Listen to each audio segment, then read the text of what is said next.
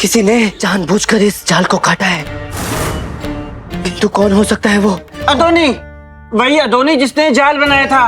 राजकुमारी वसुधा क्यों नहीं? गुरुवर, मैंने अभी राजकुमारी वसुधा को बाहर जंगल की ओर जाते हुए देखा था। हो सकता है भेड़ियों को वही नियंत्रण में रखती हो, क्योंकि किलाड़ी में जो कुछ भी हो रहा है एकमात्र वही है जो बिल्कुल भयभीत नहीं होती। गुरुवर चुप रहिए ना पंडित रामकृष्ण, चुप रहिए आप। आपकी इस मूर्खतापूर्ण योजना के कारण पूरी रात काली हो गई। भेड़िया मूर्ख बना के भाग गया। अभी अभी मैंने भेड़ियों को भागते हुए देखा। आप सब ठीक तो हैं? हाँ, तो इस जाल में आपने भेड़ियों को पकड़ लिया था और भेड़िया इस जाल को काट के यहाँ से भागने में सफल भी रहा। हाँ, इस जाल की कृपा से, जिसने भेड़िए का काम आसान कर दिया। ये तो भेड़िए के पंजे का निशान है, तो भेड़िए ने आपको घायल कर दिया। पंडित रामकृष्ण जी, आप भाग्यशाली थे, केवल पंजा ही मारा। नहीं नहीं नहीं, इतने भी भाग्यशाली नहीं है पंडित रामा। स्वर्गीय महाराज मलप्पा दुर्भाग्यवश। आप मेरी चिंता छोड़िए, आप ये बताइए कि इतनी रात गए आप बाहर जंगल की ओर क्यों जा रहे थे? वो असल में जंगल से कुछ विचित्र सी आवाजें आ रही थी, उन्हीं आवाजों को पता करने जा रहा था। इसमें क्या अनुचित है बताइए? ये जानते हुए कि बाहर जंगल में भेड़ियों का जोखिम है, फिर भी? जानता हूँ, लेकिन किसी की जान बचाने हेतु अपनी जान को जोखिम में डालने में अगर मुझे आपत्ति नहीं है, तो किसी और को इसमें क्या आपत्ति हो सकती है भला? आपने अभी ऐसा क्यों कहा था? पंडित रामा, आपको नहीं लगता कि इस स्थिति में आपको प्रश्नों की नहीं, यहाँ के वैद्य से उचित उपचार की आवश्यकता है? बस कीजिए पंडित रामकृष्ण, बस कीजिए अपनी ये मूर्ख कपोल कल्पनाएं। कल जब हम विजयनगर जाएंगे ना, तो महाराज से आपकी शिकायत करेंगे कि जिसे आप चतुर सुजान कहते हैं वो जाहिल है, जड़ बुद्धि है। यदि पंडित रामकृष्ण वहां नहीं होते तो संभवतः हम जीवित विजयनगर नहीं लौटते। महाराज, हमारे प्रिय अष्ट दिग्गज, हमारे परम मित्र पंडित रामकृष्ण यदि वहां ना होते तो वो भेड़िया हमें कच्चा चबा जाता। महाराज, धन्यवाद पंडित रामा, आप ही हैं विजयनगर के सच्चे नायक, हमारे रक्षक।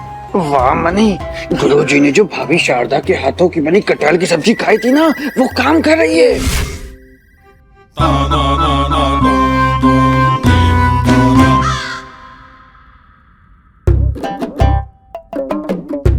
पंडित रामकृष्ण सच में बहुत अच्छे इंसान है। कौवे के मुंह से कोयल की आवाज, पंडित रामकृष्ण की तारीफ। सच कहे महाराज, यदि कैलाड़ी राज्य का सिंहासन श्रापित ना होता तो हम यही कहते कि कैलाड़ी राज्य के सिंहासन के लिए सबसे उपयुक्त यदि कोई है तो यही है हमारे होनहार बुद्धिजीवी पंडित रामा। यही हैं उस पद के सच्चे पात्र। महाराज, मुझे क्षमा कीजिएगा, इस पद के सम्मान का कोई अधिकार नहीं है मुझे। महाराज, ये आप क्या कह रहे हैं पंडित रामकृष्ण?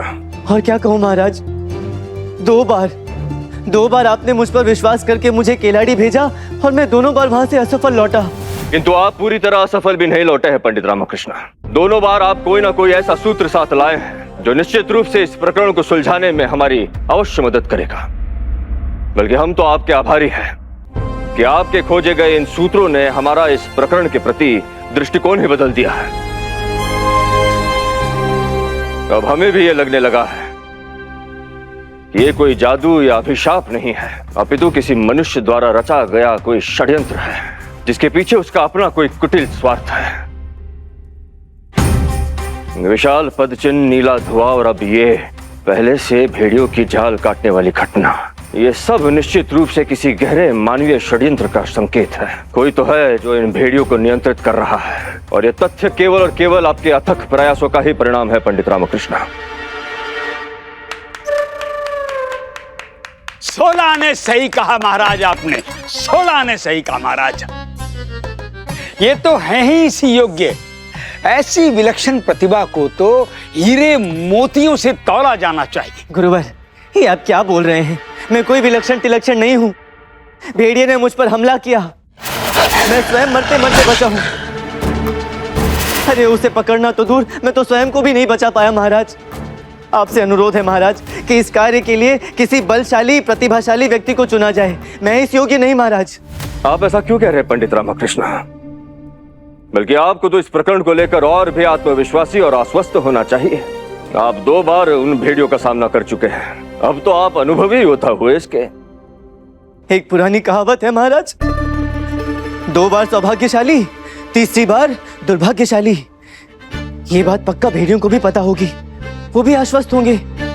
2 बार मुझ पर हमला करने का अनुभव तुमने हो ही चुका है, संभवतः तीसरी बार उनसे कोई त्रुटि नहीं होगी। आप कहना क्या चाहते हैं पंडित रामकृष्ण? कल रात्रि घर लौटकर मैं अपने परिवार के साथ केलाड़ी राज्य में घटित घटनाओं पर चर्चा कर रहा था, तो अम्मा ने मुझे एक ऐसी बात बताई जिसने मुझे अत्यधिक चिंतित और भयभीत कर दिया है।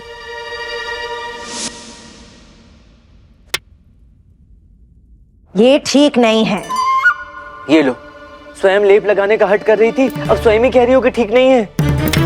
हे नालायक, मैं लेप की बात नहीं कर रही, मैं तो इन खरोचों की बात कर रही हूँ जो उन भेड़ियों ने तुझ पर लगाया है। तो इनका क्या? हे, तुझे वो खूंखार लंगड़ा शेर की कहानी याद है?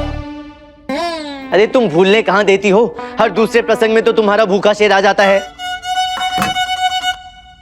वो शेर भी ऐसे ही करता था, जब उसका पेट भर जाता था वो भी अपने शिकार की पीठ पर ऐसा ही चिन्ह लगाकर चला जाता था।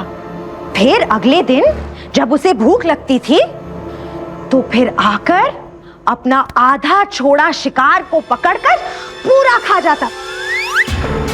ये मानव भक्षी पशुओं की प्रवृत्ति होती है। क्या बात कर रही हो अम्मा? ठीक वैसे ही तू उनका अगला निशाना है रामा। वो तेरी प्रतीक्षा कर रहे हैं। यदि तू वापस केलाड़ी गया तो वो मानव भक्षी भेड़िए तेरे रक्त की एक एक बूंद निकाल कर पी जाएंगे। 2 बार सौभाग्यशाली, तीसरी बार दुर्भाग्यशाली। अब श्राप सच्चा हो या झूठा, भेड़िए तो असली है ना महाराज? उनका हमला भी असली है। भेड़िए ने कहा ये तुम्हारा क्षेत्र है, तुम्हें तो बाद में देखूंगा। नहीं नहीं नहीं नहीं नहीं नहीं, नहीं। महाराज, दोबारा खिलाड़ी जाना अर्थात फंदा स्वयं अपने हाथों से अपने गले में पहनना। वीरता और मूर्खता में कुछ तो अंतर होना चाहिए ना महाराज? हमने भी तो यही कहा था महाराज, बिल्कुल यही कहा था आते ही।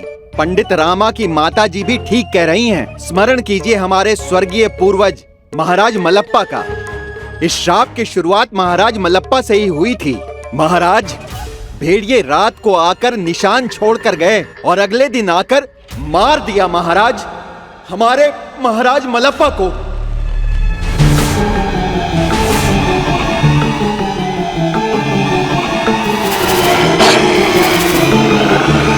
यही श्राप की सच्चाई है महाराज। जो भी भेड़ियों से खरोचा जाएगा वो मारा जाएगा।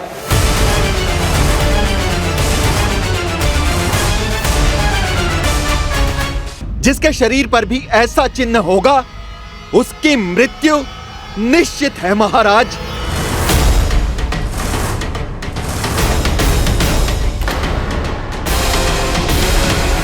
इतने भी भाग्यशाली नहीं है पंडित रामा। स्वर्गीय महाराज मलप्पा, उनका भी दुर्भाग्यवश।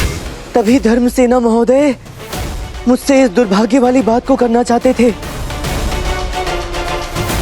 क्या अब भी आप मुझे इस कार्य को जारी रखने को कहेंगे महाराज, ये जानते हुए कि वहां मेरी मृत्यु निश्चित मेरी प्रतीक्षा कर रही है? तो अब कौन है वो जो केलाड़ी जाकर इस प्रकरण को सुलझाने का साहस कर सकता है? मृत्यु के जबड़े से सत्य को खींचकर बाहर निकालने का बीड़ा उठा सकता है? कौन?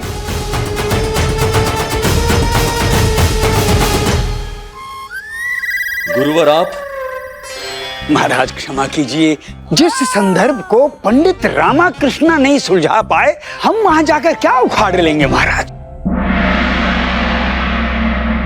महाराज, ये प्रकरण तो और भी उलझता जा रहा है। हमारे गुप्तचरों ने हमें सूचना दी है कि निकटवर्ती भामनी सेनाओं ने किलाड़ी राज्य की सीमाओं पर घात लगाना आरंभ कर दिया है। वो कभी भी किलाड़ी राज्य पर आक्रमण कर सकते हैं, क्योंकि उन्हें इस बात का ज्ञात है कि किलाड़ी राज्य के सिंहासन पर कोई राजा विद्यमान नहीं है और संभवतः होगा भी नहीं। किलाड़ी पर आक्रमण अर्थात विजयनगर पर आक्रमण। जी महाराज, हमें शीघ्र अतिशीघ्र इस प्रकरण को सुलझाना होगा। किसी न किसी का किलाड़ी राज्य के सिंहासन पर बैठना अति आवश्यक है, अन्यथा परिस्थिति बहुत गंभीर हो जाएगी। आपका क्या सुझाव है इस विषय में महामंत्री तिमारसु जी? हमें ऐसा लगता है महाराज कि अब हमें इन खूंखार मानवभक्षी भेड़ियों से निपटने के लिए किसी शूरवीर को वहां भेजना होगा, जो बहादुरी से उन भेड़ियों का सामना कर सके। जी जी जी महाराज। राजा वही जो पहला शस्त्र चलाए, यही सिखाया है हमारे पूर्वजों ने हमें मंत्रीवर। बात यदि राष्ट्र सुरक्षा की है तो पहली तलवार राजा के मयान से ही निकलनी चाहिए। अब हम जाएंगे किलाड़ी उन भेड़ियों का सामना करने। अब हम लाएंगे उन मानवभक्षी भेड़ियों का सिर काटकर।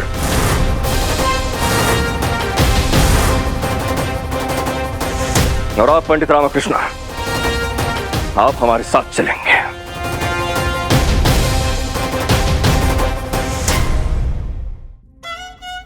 मैं महाराज, किंतु वो तो। आप ही वो एकमात्र व्यक्ति है जो सूक्ष्म से सूक्ष्म सूत्र को सूंघ सकते हैं, और संदिग्धों के विषय में भी आप ही सबसे अधिक जानते हैं।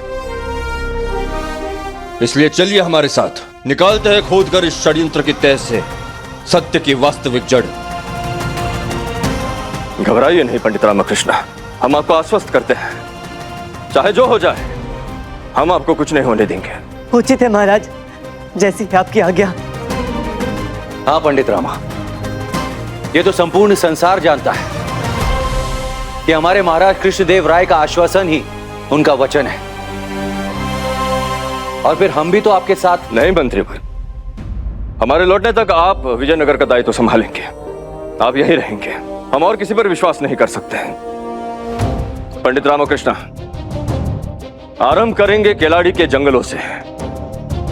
पता लगाना होगा कि आखिर भेड़ियों को भगाने में किसका हाथ था, भेड़ियों का जाल किसने काटा। एक बार वो हाथ लग गया तो आधी गुत्थी तो वैसे ही सुलझ जाएगी। जी महाराज। अति उत्तम विचार महाराज, अति उत्तम विचार। हमें पूर्ण विश्वास है कि आप और पंडित रामकृष्ण इस श्राप का समापन करके ही लौटेंगे। हमारी अनेकों अनेक ढेरों ढेरों शुभकामनाएं आप दोनों के साथ हैं। मां काली आप दोनों की रक्षा करें।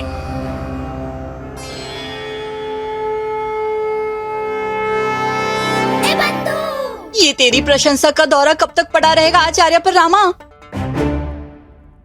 जब तक ये शारदा वाली कटहल की सब्जी पचा नहीं लेते, किंतु तब तक तो हम यहाँ से चले जाएंगे। अब डर केवल इस बात का है कि इस प्रकरण के समाप्त होने तक कहीं मैं ही समाप्त ना हो जाऊं बंधु।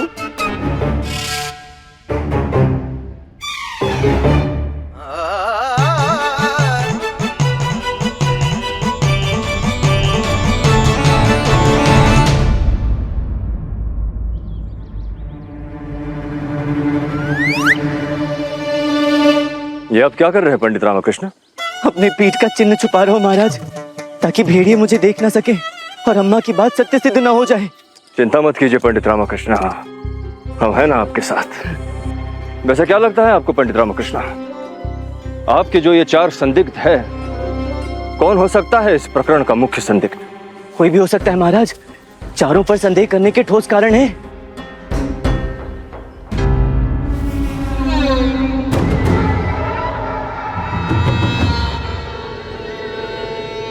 ये क्या है पंडित रामकृष्ण?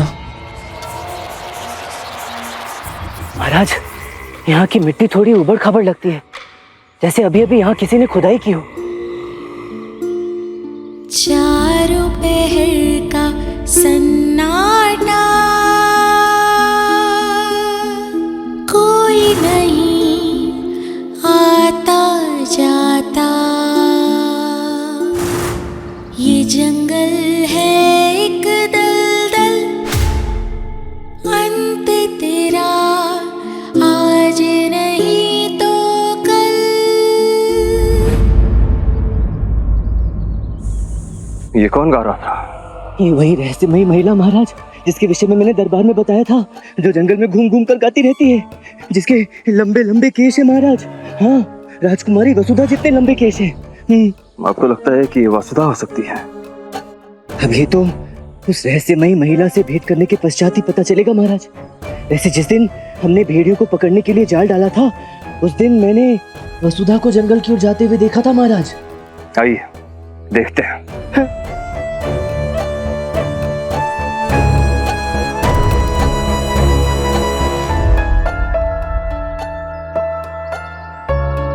सावधानी से महाराज, वो चुड़ैल भी हो सकती है। वाह क्या बात है! अंधविश्वास के सबसे बड़े विरोधी पंडित रामकृष्ण आज अचानक भूत और चुड़ैल जैसे अंधविश्वास में कैसे मानने लग? बुद्धि से तो अब भी नहीं मानता महाराज, किंतु इस हृदय का क्या करूं जो कोलू की तरह धड़ धड़ कर रहा है, जिसमें से एक ही आवाज आ रही है, सावधान रामा, चुड़ैल से सावधान, भेड़ी से सावधान, सावधान। तो आइए पता करते हैं। हमने भी अपने जीवन में ऐसे बहुत सी नकली चुड़ैलें देखी हैं।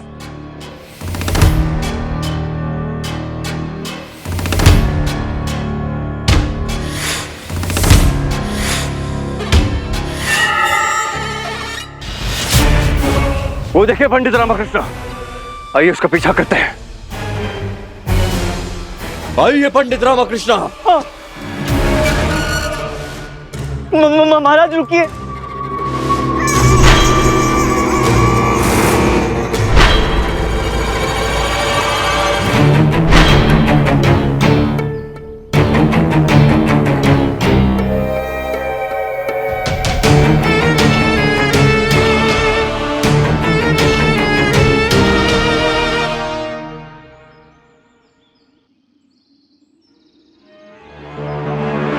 देखा महाराज, ये ऐसा ही करती है, अभी है अभी नहीं। समझ में ही नहीं आता कि डराना चाहती है या हमारे साथ पकड़म पकड़ाई खेलना चाहती है।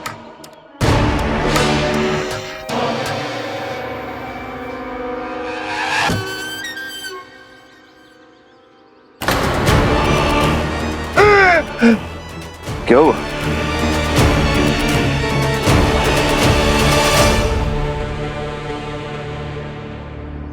जाल है महाराज, एक जाल है,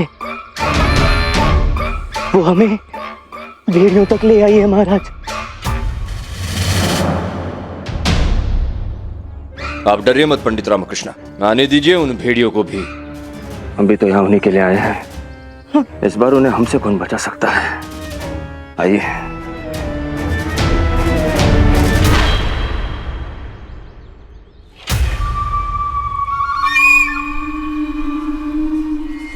हो, यही तो वो नहर है महाराज, जहां तक मैं, गुरुवर और धनीमणि पहुंचे थे उस दिन। इस रास्ते का अंत यहाँ होता है और वो नहर का शीर्ष है महाराज। और वो वहां उस स्थान पर भेड़िए ने हम पर हमला किया था महाराज, और अपने प्राण बचाने हेतु हम उस वृक्ष के ऊपर चढ़कर बैठे थे। हमारे विचार से हमें आगे बढ़ते रहना चाहिए पंडित रामकृष्ण। भेड़िए नहर पार करके उस छोर से इस छोर भी तो आ सकते हैं। हमें जल्द से जल्द उस छोर तक पहुंचना चाहिए। क्या कर रहे हैं महाराज? क्यों मुझे उन नरभक्षी भेड़ियों का अगला शिकार बना रहे हैं? इनका क्या, जिन्हें तो मेरी पीठ पर बनाया है ना उन्होंने। क्या हुआ पंडित रामकृष्ण, आप भयभीत नजर आ रहे हैं? हमने कहा था ना आपसे, हम हैं आपके साथ।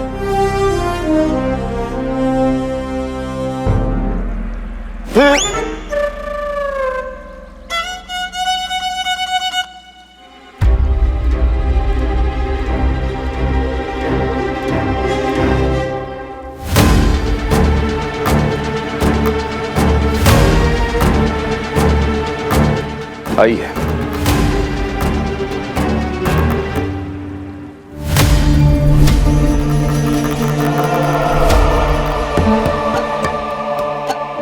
महाराज, महाराज, बंदर शोर मचा रहे हैं। हाँ तो जब भी भेड़िए आसपास होते हैं, बंदर इसी प्रकार चिल्लाकर शोर मचाते हैं। भेड़िए आसपास ही है महाराज, यहाँ रुकना खतरे से खाली नहीं। वापस लौट चलते हैं ना महाराज, चलिए ना।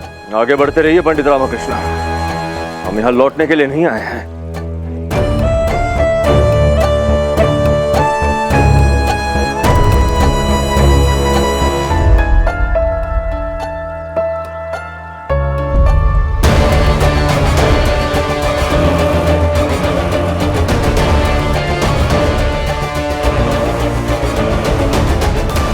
मिल गया भेड़ियों का ठिकाना। यही उनकी मांद है।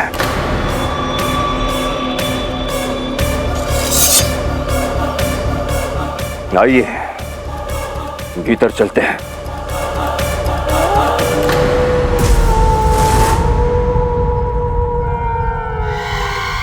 तू उनका अगला निशाना है रामा। यदि तू वापस केलाड़ी गया तो वो मानव भक्षी भेड़िए तेरे रक्त की एक एक बूंद निकाल कर पी जाएंगे। चारों पहर का सन